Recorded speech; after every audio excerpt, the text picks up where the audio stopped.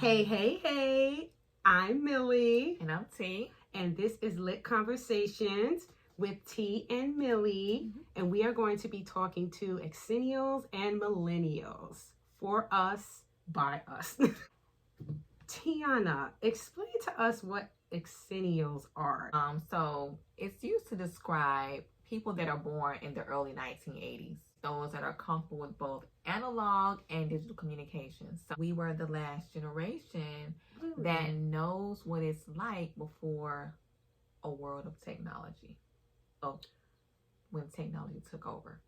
We were born on the cusp of the 70s and the 80s. So we're also known as cuspers. So Exennials, cuspers? Cuspers were born within a few years of the beginning or an end of a generation, right? The beginning or an end. So, because I'm born in 83. Mm-hmm. And you were born in 82, so we're the beginning. They call us geriatric millennials. Like, what the heck is that? But we're called geriatric millennials. Who said that? That's what it says. I don't know. But that's a term that I found online. Geriatric millennials. That sounds so old. I don't like it. Oh, geriatric millennials. So we're like we're still millennials, right? But we're the very beginning of that millennial age. Oh, okay. But then they gave us that X type of Generation X. Yes. Because Generation X is the generation before us. So they kind of put Exennials there to kind of lead us into millennials. Yes, because we're right there on that cusp. The cusp of Generation X and the cusp of the millennials. So the end of Generation Xers and the beginning of millennials. Wow. All I could think about right now is E.T. E.T. Phone Home. Oh, that movie made me cry so bad. Oh my goodness. That movie made me cry. That is one of my favorite 1980s movies as an Exennial. I'm gonna have to look at that movie because you never seen it? I've seen it, but as a kid, like I just was never into E.T. like that. Girl, E.T. was my boo. Like that was my man. I was so sad when he phoned home, girl. When he went up in that spaceship, I was like, no. I was literally, I'm about to cry right now. Oh my God, don't cry. Like, don't ever put on E.T. because I will cry. Like, I'm getting real emotional right now. But if you think about it, E.T. came out during that millennial, generation. Yeah. That was the start of our generation. Movies like E.T., Back to the Future. Oh my God, yes. You know? The cusp of that analog world and the digital world. That's what I knew I like E.T. for a reason. They were thinking about exactly. That's the beginning of, that was the era of the beginning of true modern technology. Ooh, see, that's what this podcast is about, guys. We're going to be having conversations for us, millennials, Exennials, because we understand what it feels like to go from analog to the digital. Yes. We are the last generation on Earth to remember what life was like before all of this essential technology. Wow. Think about it. I feel so honored. I still remember riding in the car with my godmother and godfather in the front seat. Remember those old cars? Yes. That you can sit in the front seat. Kids can't sit in the front seat anymore. They can't sit in the front seat. They have to be in, what do they call those chairs? You know, I don't have any kids. The booster. The booster. The car seats and booster chairs, and they have to sit in the back. So yeah, I remember riding in the middle of my God. So do you feel like we were less protected in the 80s? Because we were. This generation is sensitive. Definitely. We had to grow up so fast. We sat in the front seat, girl. Think about it. At age 5 and 6. Okay, so think about it. When we were in school, what happened when you got in trouble? I got my butt whipped. By who? The teacher. See? I'm so serious. Listen, okay. I remember. Go ahead. I went to Catholic school with the nuns, right? And they would say, Millie, put your hand out. I go like this. Yeah. They take the ruler. Same thing. I remember when I was in first grade once, and I'm not going to tell you what I did. I What was you do, very, Tiana? I was a What you do? mischievous child. I'm not gonna lie, I was very mischievous. But I remember getting in trouble, and my teacher sat me. We had clusters, so in the back of the clusters were like where they would store all the books and things like that. So I got in trouble, and I had to sit in the back of the cluster by myself and think about what I did. Now, Wow. this day and age, they call that embarrassment. They're so sensitive. They say it's embarrassing as a child, and it's also abuse. But let me tell you what I feel. Degrading as well. And degrading, exactly. But let me tell you what happened. When I was back there, I was a little embarrassed, but also I thought about what I did. And you had time to reflect. I would never do that again. Right. It didn't make me feel like, oh, she doesn't love me, or they hate me, or I'm less than. It made me feel like, Tiana, what you did was wrong. Don't do it again. And you didn't do it again, right? I did not do it again. Listen, I'm not coming down on, what is it, Generation Gen Z? That's what they're called today. Very sensitive. They will pick up the phone and call defects for you. Exactly. My mother will call defects for me and say, I just whipped my child. No, here's the big This is an 80s baby's diary. Listen. Diaries of an 80s baby. Here's the big one. If they come and get you, I'm going to tell them they better take you and they better take care of you. So wait, is this why millennials are a lot more stronger and with emotional intelligence and resilience? Yes. Because we were made to think about what we did. Right. And I'm sorry, and I don't want to say it like that, but I'm going to say it. I'm not going to say nobody cared about our feelings, but they didn't care about our feelings. No, they didn't. If you did wrong, forget your feelings. Listen, I couldn't even have a lock on my door until I could pay the rent. My father was like, you didn't earn a lock on your door. My teachers were like, you didn't earn to be heard. Exactly. Yeah. Now they have speaking rights before the age of 18. And participation awards. Oh, God. I feel very, very honored to be 40. Me too. Actually, 41. I'm honored to be 41 because this is a generation of resilience. We have been through so much. We've gone from regular TV, having 7 channels, to cable. I remember HBO. Remember HBO? Remember that HBO logo they used to come on? Yes. Yep. To streaming. Remember when AOL used to... I got a better one. Remember when the TV used to cut off? The channel used to go out? Yes. Remember Poltergeist? Okay, I don't want to talk about that. No. I was not allowed to look at Poltergeist. Oh my God, I snuck and saw it. And my parents, like Tiana's parents, they didn't like me watching movies like that. Like I couldn't watch spiritual movies, Poltergeist, none of that stuff. And I watched it, and I couldn't watch TV for like 3-4 months. It's probably why my favorite genre of movies are horror movies. Because as a kid, I was not allowed. I would see the TV commercials or the trailers for Chucky. I couldn't watch The Simpsons. You know, I couldn't watch that either. I couldn't watch, but I remember seeing the commercials for it. I could not watch Friday the 13th, which is why that's one of my favorite. My favorite movie. Do you feel like you're rebelling in a way, though? I feel like it's like, oh, now you can't tell me I can't watch it, so I'm gonna watch it. You know what? I couldn't watch it. I was so mad. I couldn't watch Martin. Really? No, I was asleep by I couldn't watch. I was mad. I was so mad. You see? Really? And I couldn't watch that. And I couldn't watch New Jack City. I couldn't watch Boomerang. Now I love those movies. Like I watched Boomerang like 10 times in a row because I couldn't watch it as a kid. Those New Jack movies. I couldn't. New Jack movies. Yeah, I couldn't watch none of that. But I feel like the 80s and the 90s were just it for everything. You hear me? Everything. Music, fashion, everything. And we've been through a lot as a generation. I mean, I'm talking. We're gonna go down the line again. The change of technology, change in music. We've seen cassette tapes, CD players, streaming, okay? 9/11. But see, we went through a lot in a generation. I'm telling you, from music to politics to digital. O.J. Simpson. Girl, we went through the most. I feel like the exennials and millennials, we went through the most tell me that your generation experienced more than the millennials and exennials. Yes. From 1980 to 1995, we had Biggie Small, Tupac, okay? Do you remember Mm-hmm. how we had singers that were older than us? We don't have any older singers anymore.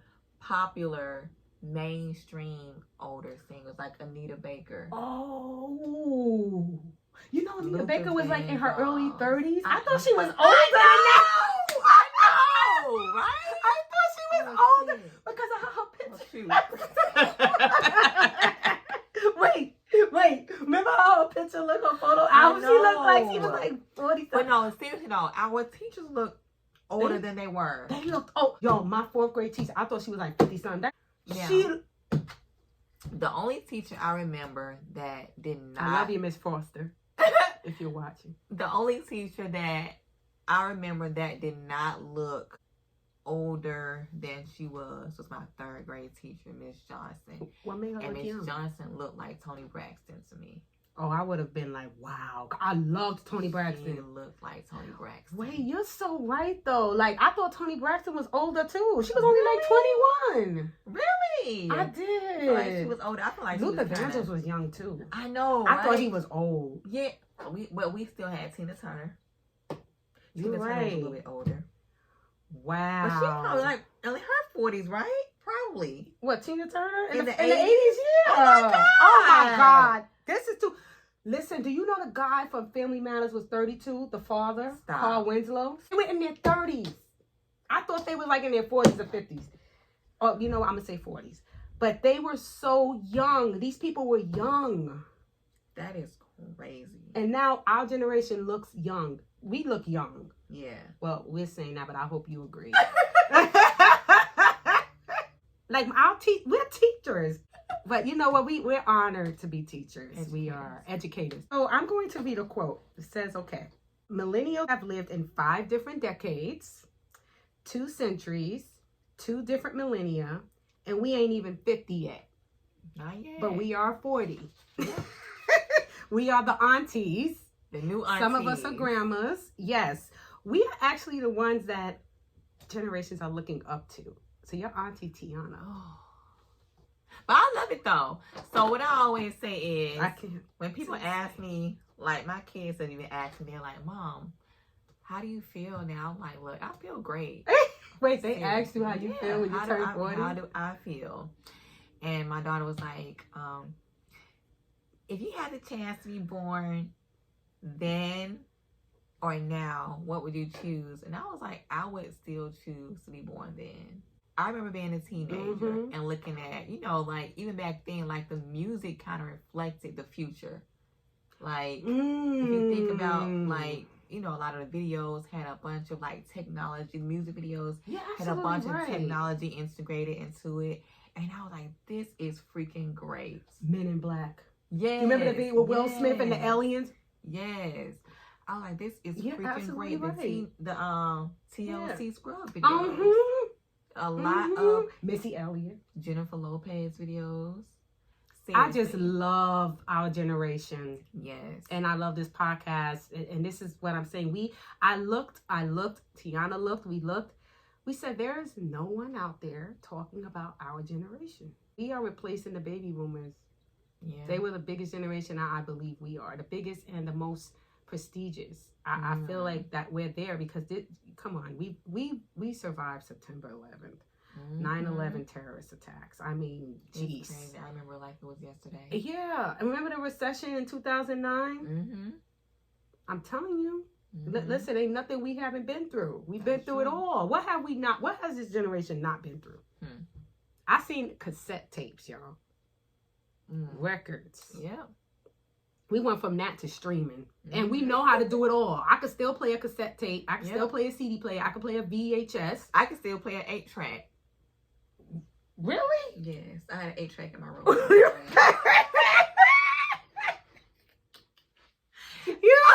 an 8-track? I used to listen to the Bee Gees. Rolls Royce, LTD. Listen. Let's get into toys real quick. Barbie dolls. Oh, yeah. People pillows. Or pillow people. Which one? Pillow people. Pillow people. Yeah. Cabbage Patch Kids. Mm-hmm. Mine smell like cake batter. I loved her. Easy Bake Ovens. I know. Kenya Dolls. Telephone game. What was it? Mall Madness. Oh yeah. Oh my God. I had Mall Madness. Oh my game. gosh. Oh my gosh. That was Okay. so nice. I thought about Now Laters for some reason. Remember those? Surge. Oh my God. Oh my Every God. day after 8th grade, it was a store. It was a store on the corner across the street from our school called the Pink Store. We called it the Pink Stove. Stove? The Pink Stove. Stove? Yeah. Store. Yeah. So I'm from the north. She's from the south. I'm southern, very southern. I'm really southern. And I'm very northern. So we called it the Pink Stove. If I heard stove as a kid, I would have been like, what? No, seriously. It was called the Pink Store. And we used to go every day with $1. We used to get a green Surge. Remember the Surge drinks? Yeah. We used to get the green Surge soda. What you could do amazing with $1. And a honey bun. You see, that's when the economy was good. Who was president? Man. They need to run again. Well, I don't know if they can. But even the presidents were good. Yeah. Well, to us. To us, this is our own view. We didn't know. We didn't know what was going on. I just knew candy was cheap. Chips were cheap. That's all I knew. Right. Now living in our 40s, we're in a transformation stage. I feel like we're in a stage where we're reflecting on our 30s. We're reflecting on our 20s. We're reflecting on our childhood. Life in general. Life in general, because think about it. 40 is that bridge to half a century. Okay, yeah. To me, it's a journey, and it's a journey that I am actually looking forward to. I am too. I'm looking forward to challenging myself. Have you always had that mind state, or is when you turned 40 that you had that mind state? I would say on the cusp of me turning 40. On the cusp of me turning 40. I think when I hit like 37, it's like, oh, okay. I know that feeling. Oh, I was scared with that feeling. Like when I turned 37, I was like, oh, 3 years, 38, 2 years, 39. I was like, year? I'm still in my 30s though, but I know. long. That 39. That 39 was something serious. It was serious. Then the breakthrough happened. But I woke up at 40 and I was like, the light was shining on my face. And I was like, wait, this isn't bad after all. Like I had been 40 for 10 years already. Maybe our spirits were 40. Because we Yes. had to grow up so fast. Yes. So we were resilient and we were ready for it. Like, come on, 40. I'll be 42 in December. And it's like, it's not bad. Yeah. I think we're aging gracefully. And I really think it has a lot to do with being a millennial and everything we went through. Because resilience was ingrained in us. We had to constantly be resilient as children growing up, as teenagers, in our 20s, constantly. And if you think about it too, in your 40s, in your 30s actually, in 20s, we went through a lot of grievances.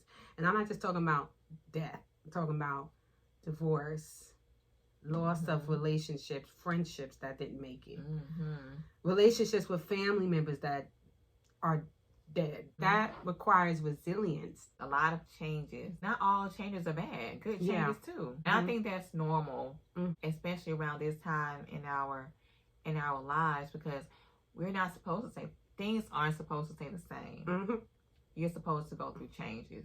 I read somewhere that, you know, the body goes through changes, I want to say every year, but then the mind goes through changes every 10 years. And I can see how that is. Ooh. Wait, so you don't feel how you did when you were 31? I do not. You know what I think about when you say that? I think about the relationships I have from when I was in my 30s and how they've changed in my 40s. Yeah. Yep. Like our perspectives have changed in life. Yep. I feel like when you make friends in your 40s and 50s and moving on, I feel like you have more of a sense of who you are. Yes. And you have a sense of, when you meet people, who they are as well. True. And because you know yourself more, you know who you can't tolerate a lot quicker than when you were younger. Wow, so your tolerance level kind of goes down. Your tolerance level comes down, and it's like, since you have more experience in life, it's just, those people who you will and you won't get along with. And it doesn't mean that, it's anything wrong with those people. It's just that their outlook and their perspectives, exactly, they're not your people. And they're not. They just aren't meant to be in your life. And that's not anything bad. It's just that they aren't meant for you. Right. They aren't meant to be along or to go along with you on your journey. On your journey of life. And you realize that in your 40s? That's when it hit me too. In my 30s, it was like, okay, let's see. And if it doesn't work, then let's try to make it work. Do you feel like that's why our relationships ended closer to 40? Could be. Because we were realizing we met them when we were young. I know. Our partners, we met them when we were young. And listen, big up to those that are in loving marriages and relationships. But I really feel like when you meet so young in your late teens, early 20s, and you grow together, don't feel ashamed that you are not together right now in your 40s. It really shows your resilience, and it shows transformation. I feel like back in the day, people had to stay together for specific reasons, finances, kids, things like that. But today we have a choice. And I feel like being a millennial, our generation broke that, because we're making moves. We're not staying in places where we don't feel wanted. We're not staying in places where we don't have a voice. And not saying that love isn't real, because love is definitely real. It's just that there are some people who grow apart and accept it. No, it's not right. Grow apart and accept it. It doesn't mean that, you failed. Because I'm going to be honest. I felt like that. My marriage didn't work. I felt like I failed. So, I felt like I failed myself. I felt like I failed my kids. Right. I just felt like a failure. But now looking back, it's like, wait a minute. You were not, and you are not a failure. I'm going to tie Millennial into this, because I feel like we're making the toughest decisions in our 40s. We're deciding who we want to remain in our lives, who we don't want to remain in our lives. Our careers may change. Our health may change. Our dating style may change. Oh, that's definitely changed for me. Listen, I know right off the bat. With date apps now and everything. I do not play around. If I meet somebody and I just and I see like that person isn't for me, it's like, I'm sorry. You're a great guy, but you're just not you're not the guy for me. And that's what I'm saying. And it doesn't mean like it's anything wrong with you. Right. It's just that you're not the guy for me, and I don't have time to play around, and I'm not gonna make something work that just isn't meant to be. Right. If I met you in my 30s and you still around. Right. I feel you in that one. Man or woman, friend, whatever, you pass a test. How do you feel about being 40 and your kids growing up? When they were young, I thought they would never grow up. These kids are going to be crow snatchers forever. No, seriously though, like seriously, people will tell you like when they're little, you just feel like they'll never grow up, because I mean, it becomes a part of your daily life. Just like when you were a kid, you feel like you would never. Yeah, it's true. It's just. I was like, when am I gonna grow? Yeah, like it's just a part. It's just a part of your daily life. Yeah. And now that I have 3 kids that are grown. Wow, you have 3 grown kids. 3 grown. Oh my God. I remember like yesterday they were so little, and. Well, you know what? Oh my God. How do you feel about love again and getting married again and having kids again in your 40s? Because there's the millennial generation, we're starting life over again in our 40s. I mean, I know several women in their 40s right now giving birth, getting married, changing careers. I mean, I relocated a few years ago from New York City to Atlanta, Georgia, and found a fiance, and I didn't think that would happen in my 40s. I swore I was a New York City girl all the way, all day, every day. That's where I was going to stay. That's where I was going to die, New York City, to the day I die. But life changes. I know. Life changes. I don't know if I'm ever get married again. Why you say that, girl? Can you see yourself living somewhere else and in love in another country? Another country? That's a big or jump. another island or something. That's a big I jump. know, but see, I didn't see that 10 years ago for me. I said, I will never live anywhere else. And I will stay here married with kids. You see, it's I mean, so much to think about. Like, that changes. It's different because, I mean, like I said, my kids are not going to be kids forever. I know that. One day they're going to be grown and they're going to have their own family. So I know I have to still continue to live my life. I still have to continue on my journey. That's true. But if I find someone that because love is a beautiful thing. And I've been truly, madly, deeply in love before. If I can find someone who makes me feel like that again, when I'm with somebody, I am with you. Right. Seriously. But you're just a loyal, committed person. And I feel like that's across the board. That's with friends, family, and in a relationship. Naturally. You know? Yeah. I would prefer for my kids to be older and grown. But most definitely. So you would live in another island or something. If all your kids are grown and they have their own lives and their husbands or wives and they have careers, you would live in another country or island or something? Like you would just leave? If I were to find someone that I am truly in love with, I definitely, I would move. I would.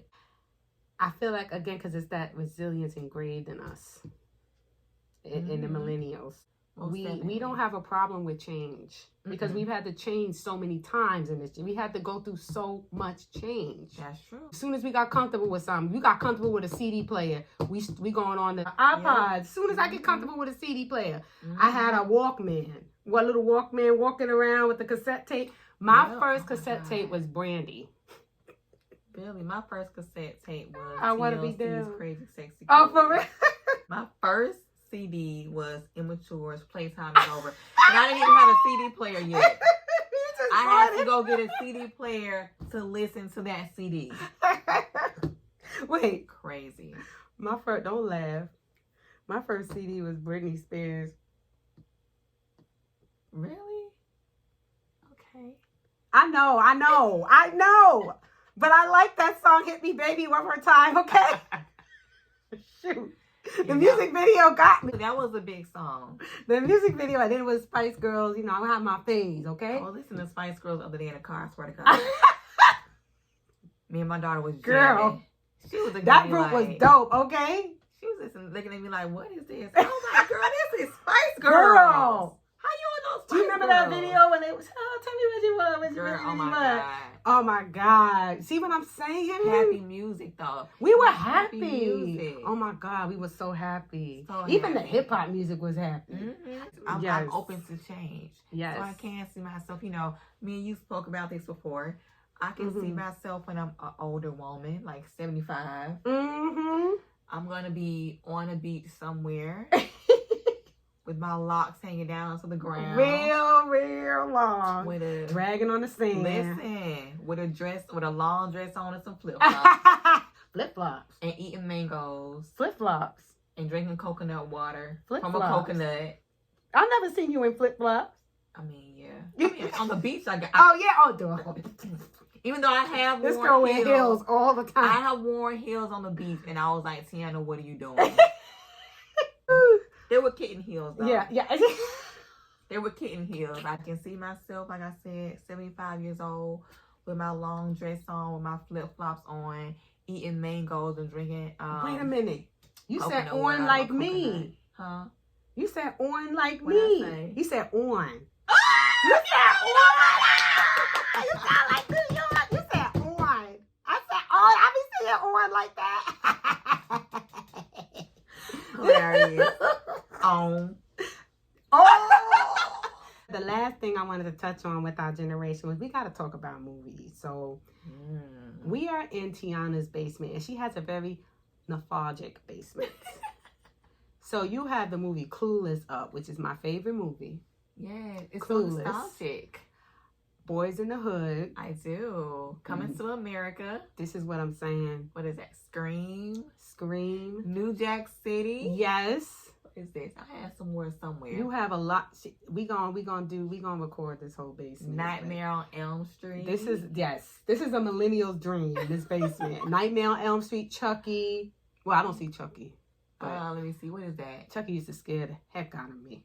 Empire. That little demon. Something like that. Is that Star Wars? Yeah, Star Wars. Star Wars. I'm telling you, this generation, I will never, ever want to be a part of another generation. Ever. I'm telling you, we the generation. Debate me if you want to. Debate me, comment below, and tell me your generation is better. Yeah, so yeah, that's something that we would like to know. Let us know below what generation you're from. Are you Generation X? Are you a millennial? Are you an alpha? Are you a Gen Z? Alpha is really young. Alphas are what? Really young, like my son. Ooh, really? That's what they're called? Yeah, he might be the last of Gen Z, but alphas are really young, like 10. You know when I felt old? What? When? When we went to karaoke. When we go out, we be wanting to dance. We don't be wanting to take many selfies and stuff like that. Our generation is fun. Mm-hmm. We like to have fun. Mm-hmm. We don't like to just stand in the corner and do Snapchat. I know. Or TikTok. Or those TikTok digital content creators. What is a content creator? Child. What is that? I see that. I'm like, what do you do? I think we might be content creators. Let me see. Are we wait, are we content creators? I be seeing this generation. I look on their profile, summing up, because I'm like, oh, nice videos or whatever. What do they do? Content creator. That must be a Gen Z thing. Someone who creates content for a specific audience or topic and shares it through various channels. Wait, are we? Creators. Oh, yeah. Well, you know what? I'm sorry. Listen, we are millennial content creators. Woo! But I'm just saying, but we're fun content creators. Like, we're content creators when we go out. We have fun. Mm-hmm. We actually are the content, okay? We're the content. We don't create the content. We are the content. Because they just be, doing their little videos showing their food and their little exotic places they go. And they know they don't be having fun in them. They know they be bored. They be showing their food. And then when the camera go up, they be like sitting there by themselves. Listen, no. When we go out, we actually have fun because we are millennials.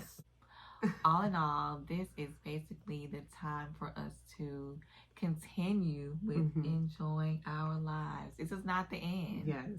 No. This is only the beginning. Yes. The real beginning. I feel like this is the peak of my life. Yes. To tell you the truth. Definitely. Like, I felt like I had to have it all figured out by 30. Mm-hmm. I had to be married, have kids, have my career, have everything figured out by 30. When I should have really been just learning how to love who I am and where I'm at in life and accepting me. So I'm learning that right now at 40. And that is what life is about. Mm-hmm. The journey. Learning yourself and loving yourself. Yep. All of yourself. Not just parts of yourself. And not just expecting someone else to love you and you don't love you. Mm-hmm. And it actually gets so much better. Mm-hmm. It's so much to look forward to in life. And like you said, now it's just that we're enjoying life with a more clearer view. It's like the fog is finally like clearing from the windows. You know what I felt like in my 30s hearing you say that? I felt like I was driving a car and the windshield wipers weren't working. For all of you that are approaching 40 or that have turned 40, you're noticing a change in your mental state, in your spiritual state, and just in your physical state. Embrace it. Age gracefully. And know that time has you. You don't have time. I had learned that time has you, and that has helped me to not take it for granted. You know what I mean? I would always say my 20s and 30s, even though I wanted everything to be done by the 30s, I have time. And that's only because I think we have been programmed to think that 40 is old. And I don't even think 50 is old. No. I really don't. It's really not. You still have, I feel like as long as you still have life, then you can make things better. In closing, what you got to say in closing? Life is what you make it. Ooh. Life is what you is make it. What you make it. And you are society. You know, and they be like, I want to be part of society. No, you are society. Because life is what you make it. You are the content. You are society. That. Okay? The focus. Right. Live life for you. Seriously, and that was what this podcast was about, living for us, not living for other people. And that was something that I did too in my 20s and 30s. Like, I was living for everyone else but myself. And it's not about being selfish. It's just about being more self-aware. Exactly. And self-aware in all areas of your life, spiritually, physically, mentally. And even in my career, I feel more aware. Like, I feel like I'm where I'm supposed to be because I'm helping people. I'm helping children. I'm helping youth. You know, I worked in politics. I worked in media. And, I mean, we're doing media right now. But I just... When your spirit changes and your mental changes, it also changes other aspects of your life. It changes how you have relationships, who you have relationships with, where you work. You know what I mean? The marriages you're in. The relationships, period. So, like Tiana said, live life for you first. And of course, yeah, what we might, live. I don't want to say live for other people, but what would you call that? I don't want to say live for love people. You're not living for them, but you're caring for them. Yeah, you're caring for them. I mean, when we say live life for yourself, like I was explaining to somebody, someone, came, I actually posted that, and someone sent me a message and said, well, how is that a good thing? And I said, well, I knew somebody was going to say that. But I knew somebody was going to say, well, what does that mean? Does that mean that you dismiss everybody else? I said, it doesn't have to be that. It's just that you're putting yourself first, and there's nothing wrong with putting yourself first. It's not. Because, when you go on a plane, what's the first thing they tell you? If a situation happens on the plane and the oxygen masks come down, who do you put on first? Right. Do you put it on yourself first or your child? You have to put it on yourself first, even though your instinct is going to tell you to put it on your loved one first. But how can you help someone else if you can't even help yourself? If that person is depending on you and you don't have anything to give, you can't help them anyways. So true. And I want to add to that, because as you were talking, I was thinking about journeys. When you're on a journey, you're authentically living for yourself anyway. When you claim your journey and you claim what you want to do, I want to heal, I want to grow, I want to learn. That's a journey you started. And before 40, I forgot my journey. Imagine a highway, right? It's 3 lanes. And you're in a lane, Becky's in a lane, and Lisa's in another lane. And y'all are all driving your cars, right? But you're so busy looking at this other lane, and you not focused on your lane, and you wobbling around because you're so busy looking at everybody. They gliding on their journey, right? But you're so focused on other people's lanes. I learned to stay in mine. Stay in your own lane. With my journey, I stay in mine, and I get off at the stop I need to get off. I'm not following other cars and getting off their exit. My exit is growth. My exit is healing. My exit is learning. My exit is new relationships. My exit is spiritual growth. You know what I'm saying? Those are the exits I'm getting off at. Those are the stops that I'm making. So I'm learning how to just not look at other people's destinies and journeys and look at my own. Living for myself. I love that. Yeah. Some of my best trips, especially, when I take my yearly trips for my birthday, and I just go by myself, and I'm able to just and pour into myself. Those were some of the best trips that I've had. And you see that because that was your journey, and it was meant for you. I remember being in my 20s and trying to plan a trip, and I was so excited about it, but there was some people that weren't as excited as me, and I was upset at them. Mm-hmm. But that was my journey. That was my time to go. Mm-hmm. I shouldn't have expected them to be excited with me. You know what I'm saying? Yeah. And I'm learning that now. For like so many people want me to do things with them, and I'm like, wow, I gotta think about my journey. Yep. I have to, or you will forget, and you will ride off the road. Think about your Crash destination. into another car, thinking about somebody else's destination. Yeah, you want to get to your destination safely. We got to 40. Right. We in our right mind. Well, Exactly. am I in my right mind? Yeah. I mean, most of the time, at least. Oh man, you know what? I sometimes I like not being in my right mind.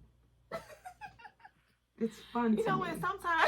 Sometimes you have to not be in your right mind. Shoot. Like when I jumped out of the plane, I wasn't in my right mind.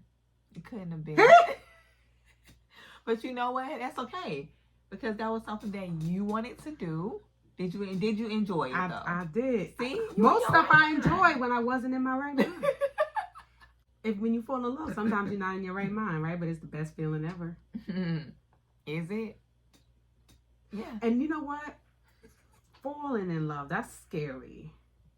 I rather grow in love, because when you fall in something, it's that when you fall in something, you don't like to fall, right? Yes. Why do they say fall in love? Who invented fall in love? Grow in love. Now we're over 40. You grow in love. Who falls? Grow in love. I like that. Right? Oh, because you have to keep learning each other and enjoying each other. And that's growing in love, not falling. Yeah. Where does America get these terms from? Yeah. Yes. Okay. Yeah. So see how many things you can embrace at 40. This is so nice. Grow with us. Learn with us. That's right. Age with us. No, I'm just kidding. I think we're aging gracefully. Yeah. Graciously, thankfully, and gracefully. And gracefully. Yes. And don't forget about your journey. You can support others in their journey, but don't become their part of their journey. We want to sometimes become a part of other people's journey while we're on ours. You can't do both. I'm sorry. You can support them, but you can't join them if you're really serious about your journey. That's right. So don't forget, live life for you and enjoy your journey. And that concludes Lit Conversations with Millie and Tiana. Conversations just for us, millennials and exennials. Thank you for joining us on our first official podcast. Yay! And we will see you in the next one. We will see you in the next one. Alrighty. Peace.